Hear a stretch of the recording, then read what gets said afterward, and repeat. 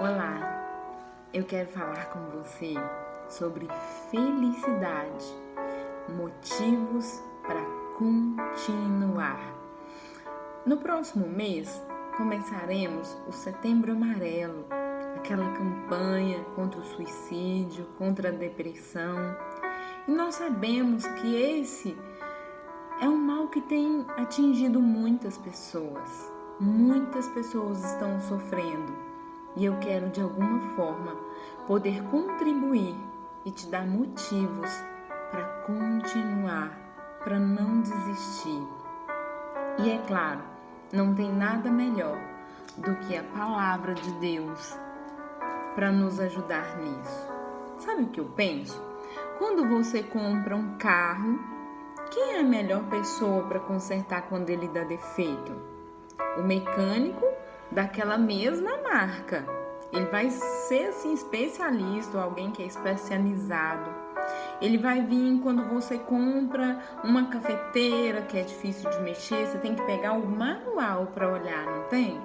Então, o Deus, o nosso Pai, o Criador, ele deixou um manual de instrução de uso dessa vida, a vida que ele nos deu, a vida que Jesus resgatou naquela cruz, através do amor, do sangue dele. Então, nós temos aqui as instruções necessárias para viver tudo aquilo que Deus quer que a gente viva. Basta tirar um tempo. Ah, mas a Bíblia foi escrita por homens, inspirados por Deus. Porque eu duvido muito que você vai contar uma história sua e vai contar os piores momentos, vai contar seus fracassos. Não tem como. Ela é completamente cheia e ela faz todo sentido. E a palavra de Deus é o Verbo. O Verbo é Jesus. E o Verbo se fez carne, se tornou a vida. E uma forma de nós termos comunhão novamente com Ele é através da palavra. O primeiro versículo que nós vamos meditar está em Mateus, capítulo 5, o versículo 3 e o versículo 5. O maravilhoso Sermão da Montanha. Bem-aventurados os pobres em espírito, pois deles é o reino dos céus. O 5. Bem-aventurados os humildes, pois eles receberão a terra por herança. Como assim, um pobre de espírito? São aqueles que dependem do Senhor. São aqueles que se declaram dependentes, que compreendem que sem Deus eles são pobres, são miseráveis. Mas aí eles passam a criar essa dependência. Como assim humilde? Humildade não é simplicidade. Humildade também é dependência. Humildade é reconhecer que eu preciso de ajuda de alguém, que eu não consigo chegar naquele lugar sozinho. Humildade é quando você se coloca, talvez até mesmo um pouco abaixo de quem você é, e para ouvir alguém que já chegou no lugar onde você já quer chegar. Eu anotei aqui algumas coisas. A felicidade verdadeira, bem-aventurado significa felizes, alegres. É depender de Deus, reconhecer que sem Ele não somos nada, que a vida não tem o menor sentido. É perceber que não é na força do meu braço, não é na minha própria força, não é na minha sabedoria, não é na minha faculdade, não é meu tempo de trabalho, mas é por causa dele que as coisas darão certo. Não é na própria inteligência. Não adianta nada ter sucesso se Deus não estiver com você. O verdadeiro sucesso são as coisas que Deus coloca na nossa vida. Vamos para um segundo versículo, bem simples.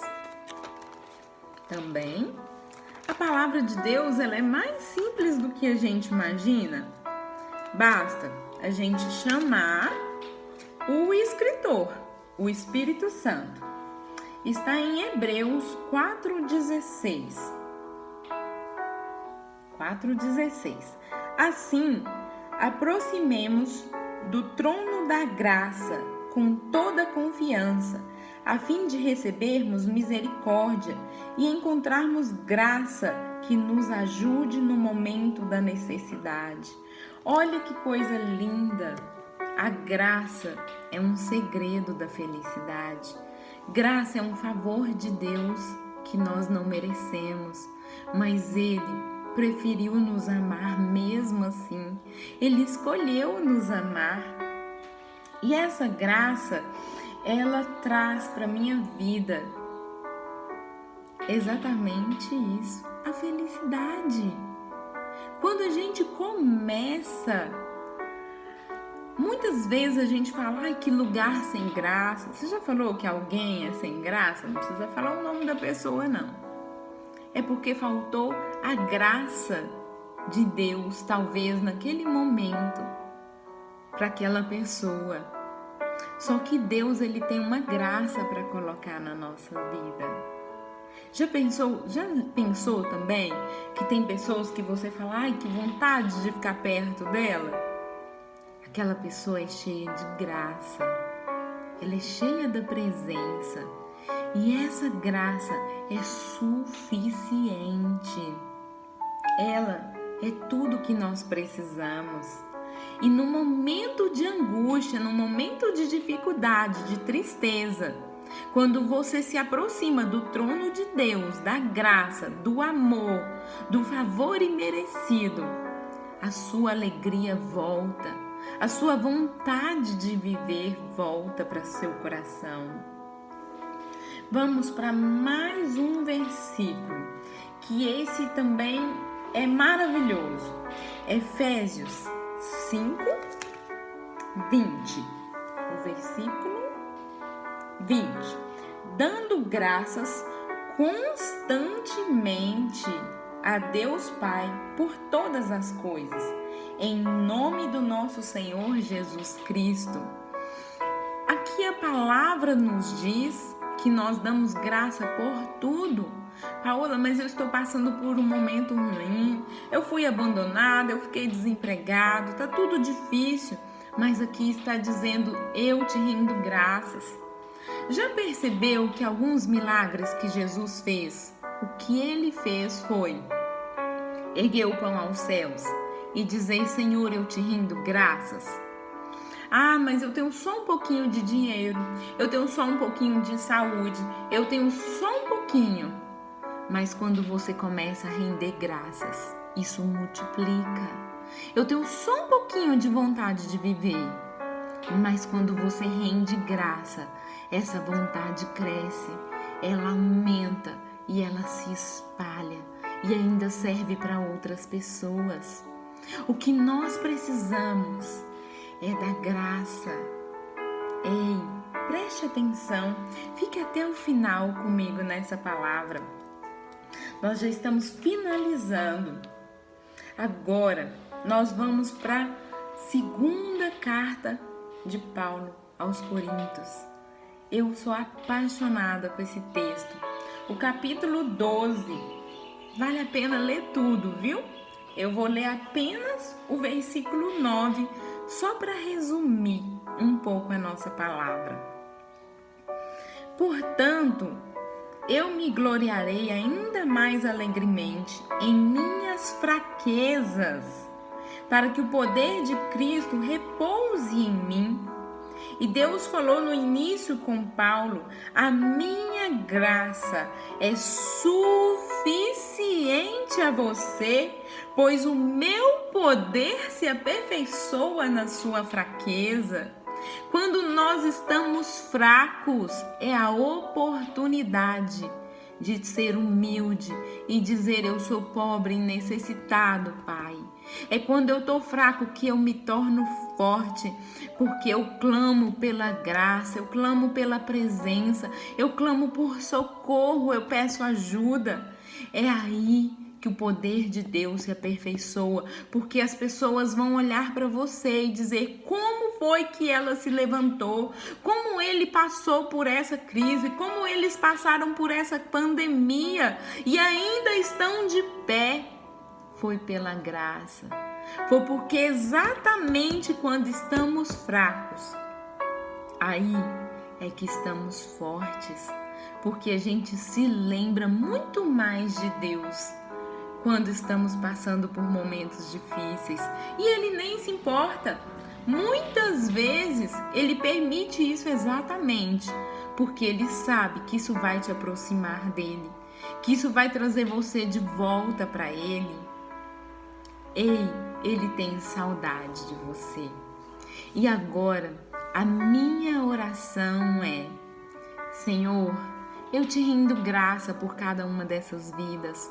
Coloca a sua graça nesse casamento que não tinha mais. Coloca graça nessa vida que estava completamente na escuridão. Coloca graça nesse trabalho. Coloca a sua graça nesse dinheiro. Coloca a sua graça nessa saúde. Coloca, Senhor, a sua graça, derrama sobre nós. A sua graça, ela é suficiente para nos manter e nos fortalecer em qualquer momento. Que essa palavra traga graça para a sua vida. Traga a vontade de viver, motivos para continuar. Todos os dias ao acordar, mesmo que você não tenha vontade, mesmo que você esteja triste, acorde e diga: Deus, eu te rendo graças por mais esse dia. Me ensina a te glorificar todos os dias. Peça socorro, peça ajuda. Ele está aqui sempre de braços abertos para nos acolher nesse amor incondicional. Que Deus te abençoe. Eu tenho certeza que você conhece algumas pessoas que precisam ouvir essa palavra. Assim como ela falou ao seu coração, ela vai falar a outros. Seja um instrumento de Deus e compartilhe ou marque alguém. Que a graça de Deus venha sobre você, sobre a sua vida, e você continue, permaneça, persevere, e você verá Deus multiplicar coisas extraordinárias na sua vida. Que Deus te abençoe poderosamente. Em nome de Jesus. Amém.